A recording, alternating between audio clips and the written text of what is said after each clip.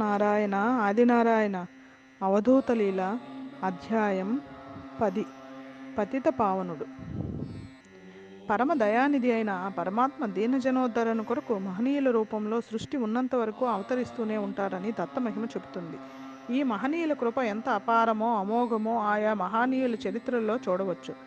ఇట్టి అవ్యాజమైన వీరి కృప ఆపదల్లో ఆదుకోవడం, అలవిగాని వ్యాధులను నయం చేయడమే కాక పతితులను పావనులుగా మార్చడం ఒక అద్భుత లీల.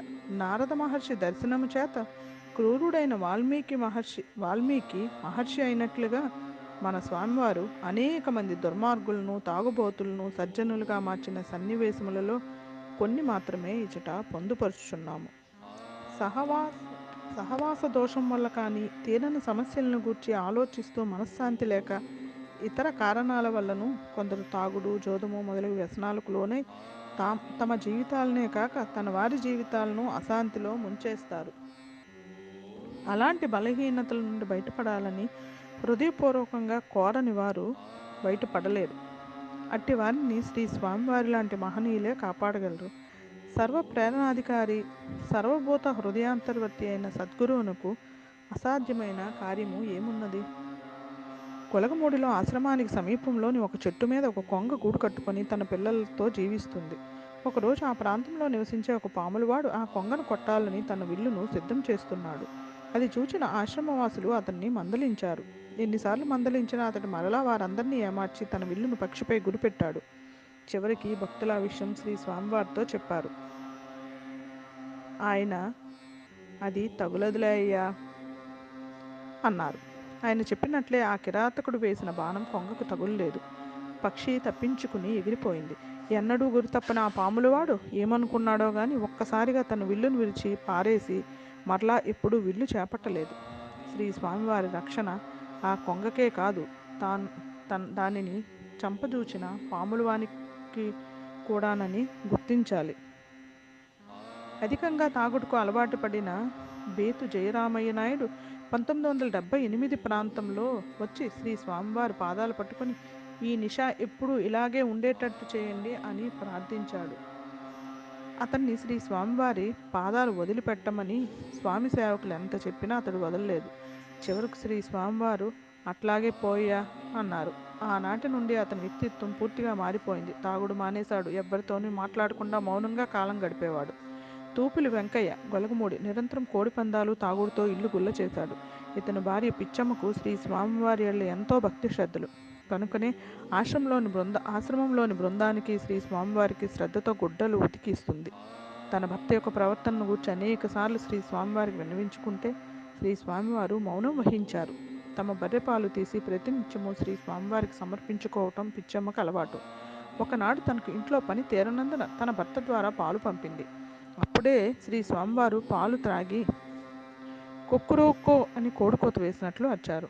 ఆ పాలు సమర్పించిన అతనికి కోడి పందాల వ్యసనం ఉన్నదని తెలపడానికే శ్రీ స్వామివారు అలా అరిచారని గుర్తించి అందరూ నవ్వారు. చిత్రంగా అది మొదలు వెంకయ్య తాగుడు మొదలైన వ్యసనాలన్నీ వదులుకున్నాడు. ఒకప్పుడు శ్రీ స్వామివారు గొలగమూడిలో 8 సంవత్సరములు నిరతాగ్నిహోత్రం సాగించారు. వారి సేవకులు సమీపంలోని అడవిలోని మానులన్నీ నరికి దున్నపోతుల బండితో తోలుకొచ్చేవారు. ఆ గ్రామ సోత్రియందారుడు సుబ్బారావు గారి మనుషులు స్వామి సేవకులను చెట్లు నరక్కుండా అడ్డగించాలని ప్రయత్నించారు. కానీ వాళ్ళు మానలేదు. ఒకరోజు సుబ్బారావే స్వయంగా వచ్చి సేవకులను మందలించి అడవి నరకకుండా చూడాలని వచ్చాడు. అంత దూరంలో శ్రీ స్వామివారిని చూచాక ఆయన మనసు ఏ విధంగా మారిందో గాని, ఒరేయ్, ఈయన పిచ్చోడు గదరా, పాపం కొట్టుకోనీలే అని అంటూ, అయ్యా, వేపమానులు తప్ప మిగిలినవన్నీ కొట్టుకోండి అని దానపత్రం రాసిచ్చినట్లు చెప్పేశాడు. శ్రీ స్వామివారి మహిమను కండ్లారా చూచిన గొలగమూడి వాస్తవ్యులు కొర్రకూటి వెంకయ్య నాయుడు గారు ఇలా చెప్తున్నారు. శ్రీ స్వామివారు గ్రామాంతరం పర్యటనకు వెళ్లకుండా 8 సంవత్సరములు ఇప్పుడు సమాధి మందిరం ఉండే పుణ్యభూమిలో నిరతాగ్నిహోత్రం సాగించిన రోజులవి. గొలగమూడికి నైరుతి పడమర దిక్కునున్న అడవంతా శ్రీ స్వామివారు తన సేవకుల చేత కొట్టించి రోజుకు సుమారు 3-4 బండ్ల కట్టెను కాలుస్తున్నారు. అడవంతా చాలా వరకు పలుచబడిపోయింది. వీరి అగ్నిహోత్రం అట్లాగే కొన్నాళ్ళు సాగితే ఇక గొలగమూడి, కంటేపల్లి గ్రామస్తులకు వంట చెరికే కష్టమవుతుందని కొందరు తలిచారు. ఒకరోజు కంటేపల్లి యువకులు కొందరు శ్రీ స్వామివారి బృందానికి అడవిలో కట్టెలు కొట్టకుండా దేహశుద్ధి చేసి పాఠం చెప్పాలని కర్రలు తీసుకొని కదులుతున్నారు. అదే సమయంలో శ్రీ స్వామివారి యందు కాస్త భక్తి శ్రద్ధలు గల నేను మేకలను వెతుక్కుంటూ కంటేపల్లి వెళ్ళి ఉన్నాను. ఆ కుర్రాళ్ళంతా శ్రీ స్వామివారిని నానా బూతు మాటలు తిడుతూ ఇంకా కొందరు కుర్రవాళ్ళను పోగు చేసుకుంటున్నారు. ఆ మహనీయుని అలా తిట్టవద్దని నేను ఎంత చెప్పినా వారంతకంతకు రెచ్చిపోతున్నారు. ఆ గుంపంతా కర్రలు తీసుకొని ఒక విధమైన ఉద్రేకంతో శ్రీ స్వామివారు చెట్లు నరికించి అడవి వైపు మహావేగంగా పోతున్నారు. ఈ ఉద్రేకంలో ఆ వెధవులు శ్రీ స్వామివారిని వారి సేవకులను కొడతారేమోనని నాకు భయమేసి వారి వెనకాలే పరిగెత్తాను. ఆ గుంపు శ్రీ స్వామివారికి ఒక ఫర్లాంగు దూరమునికి వచ్చేటప్పటికి చిత్రంగా అందరి నోళ్ళు స్తబ్దుగా మూతపడ్డాయి. వారి నడక వేగం తగ్గింది. వాళ్ళంతా స్వామివారి దగ్గరికి వెళ్ళి త్వరగా అక్కడున్న ఖాళీ బండికు కట్టెలు పేరుస్తున్నారు. ఈ కట్టెంతా వీళ్ళు దౌర్జన్యంగా వాళ్ళ ఇల్లుకు తోలుకుపోతారు కాబోలు. శ్రీ స్వామివారి గుండానికి ఈరోజు కట్టెలెట్లాగా అని నేను ఆలోచించే లోపల 10 నిమిషాల్లో బండి నిండిపోయింది. వారిలో కొంతమంది యువకులు శ్రీ స్వామివారి చెంతకు వెళ్ళి, స్వామి ఇవేనా, ఇంకా ఏమైనా కట్టెలు ఉన్నాయా చెప్పండి, రేపు మా బల్లలో తోలు పెడతాం అని అడిగారు. శ్రీ స్వామివారు అమాయకంగా, ఈ పెద్ద మానులు మా వాళ్ళు నరకలేకున్నారు, వీటిని రేపు మీరు నరికి తోలుకొస్తారా అయ్యా అన్నారు. అట్లాగే స్వామి అని చెప్పి అక్కడ మిగిలి ఉన్న కొన్ని పెద్ద పెద్ద కొమ్మలను తలా ఒకటి భుజాన పెట్టుకొని ఆ కట్టెల బండి వెంట గొలగమూడి శ్రీ స్వామివారి ఆశ్రమానికి నడిచి వచ్చి కట్టెలన్నీ దించేశారు. స్వామి రేపు మీరు చెప్పిన మానులన్నీ తోలుకొస్తాము, మాకు సెలవిప్పించండి అని చెప్పి ఎంత వేగంగా వచ్చారో అంత వేగంగా కిమ్మనకుండా వెళ్ళిపోయారు. వారిలో కలిగిన ఈ చిత్రమైన మార్పునకు నాకు తల తిరిగిపోయింది. శ్రీ స్వామివారి మహత్తు నోటితో చెప్పనలవి కాదు. మాలేపాటి చెంచమ్మ నాగలవెల్లుటూరు ప్రథమంగా శ్రీ స్వామివారిని దర్శించి మరలా పుట్టకుండా చేయండి స్వామి అని ప్రార్థించింది. అబ్బో, ఈమె 10వ చూపు మనిషి, ఈమెకన్నీ సరిపడతాయి అన్నారు శ్రీ స్వామివారు.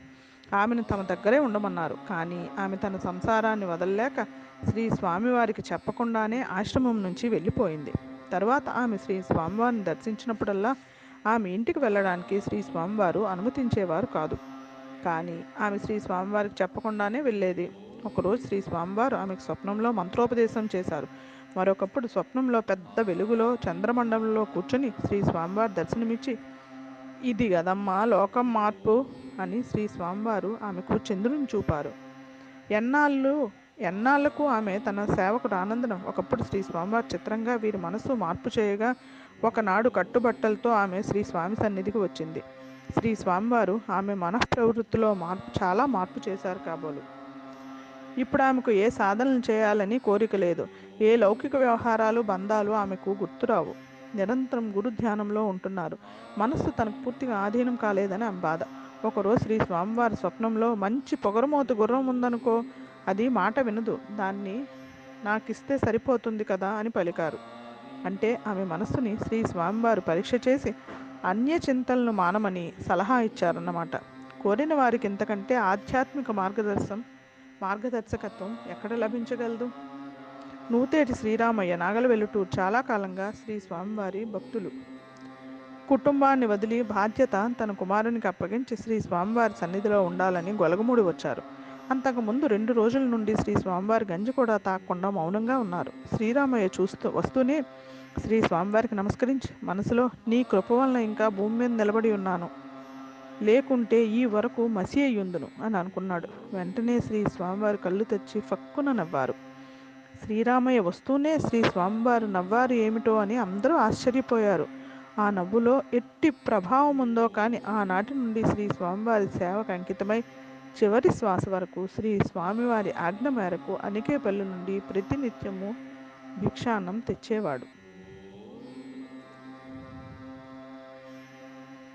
ఎల్లంరాజు ఈశ్వరరాజు, రాజంపేట, విద్యానగర్లోని షిరిడి సాయిబాబా మందిర ఆవిష్కరణ సందర్భంగా ప్రచురించిన సద్గురు దర్శనం అనే గ్రంథం చదివారు. అందులో శ్రీ స్వామివారిని గురించి వ్యాసము చదివిన తర్వాత శ్రీ స్వామివారిని చూడాలని గొలగమూడి వచ్చారు. శ్రీ స్వామివారి పాదతీర్థం స్వీకరిస్తే ఎంతో మధురంగా ఉండి షాక్ కొట్టినట్లుండి చెప్పలేనంత తన్మయత్వం కలిగింది. అది మొదలు ఎంత దూరం నుండైనా శ్రీ స్వామివారి దర్శనం కోసం వస్తూ ఉంటాను అని చెప్తున్నారు. నేటికి వీరు శ్రీ స్వామివారి సమాధిని దర్శిస్తుంటారు. సుబ్బారెడ్డి బద్వేలు ఇలా చెప్పారు. శ్రీ స్వామివారి దునికి కట్టెలు తోలడానికి ఉన్న 2 దున్నపోతులు పక్క చేలో పడ్డాయి. నిషాలో ఉన్న ఆ యజమాని దున్నపోతుల్ని బందెల దొడ్డికి తోలుకుపోతున్నాడు. శిష్యులు ఎంత చెప్పినా బతిమలాడినా దున్నలను వదలలేదు. తోవలో శ్రీ స్వామివారు ఎదురై ఎక్కడికి దున్నలను తోలుకుపోతున్నావు అని అడిగినా కానీ అతడు సమాధానం చెప్పలేదు. శ్రీ స్వామివారు అతని వైపు తీక్షణంగా చూస్తూ చేతితో నిలవమని సైగ చేశారు. వెంటనే మనిషి మాత్రమే కాక 2 దున్నలు కూడా బ్రేకులు వేసిన కారు వలె ఆగిపోవటం చిత్రం. ఇదేమీ నా సొంత పని కాదు, లోకం పని. కావాలంటే గుండంలో భాగం రాయించుకో అయ్యా, ఇట్లా ఎప్పుడూ చేయవద్దు. అమ్మని అడిగి అన్నం తిను అన్నారు శ్రీ స్వామివారు.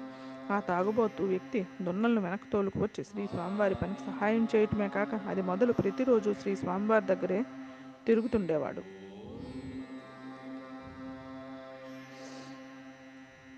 తిరుపతి జానకరామయ్య కుమార్తె రమణమ్మ తన అక్క కుమార్తెతోటి స్వామివారి దర్శనార్థం గొలగమూడి వచ్చింది. వాళ్ళు అరఫర్లాంగు దూరాన ఉండగానే వాళ్ళని తమ వద్దకు రావద్దని చెప్పమని మనిషిని పంపారు శ్రీ స్వామివారు. విపరీతమైన కోపంతో వస్తువులన్నీ దునిలో పడేస్తూ శ్రీ స్వామివారి దునిలో దూకబోతున్నారు. వాళ్ళంత దూరాన ఉండగానే శ్రీ స్వామివారు పంపిన మనుషులు వాళ్ళని దూరంగా ఉండమని నిలిపేశారు. కొంచెం సేపు అయిన తర్వాత తానొక మాట మాట్లాడిపోవాలని శ్రీ స్వామివారి కబురంపింది రమణమ్మ. దయామయుడైన శ్రీ స్వామివారు ఆమెను సుమారు 60 అడుగుల దూరం నుండి మాట్లాడమన్నారు. ఆమె వచ్చి, స్వామి, మీరే శిక్ష వేసినా పడతాను, నేను మాత్రం మిమ్మల్ని వదిలి వెనక్కు పోలేను అని బోరు నేర్చింది. అయ్యో, ఈమె శిక్షలో ఉంటుందట, ఎట్లాగయ్యా? సరే, 4 మనుషులను తీసుకుపోయి ఆంజనేయ స్వామి దేవాలయంలో భజన చేసుకుని తెల్లారి అమ్మ దగ్గరకు రమ్మని సెలవిచ్చారు. ఆమె అలానే చేసి శ్రీ స్వామివారి ఆశీస్సులు పొందింది. కానీ ఆమె అక్క కుమార్తె మాత్రం వెంటనే తిరిగి వెళ్ళిపోయింది.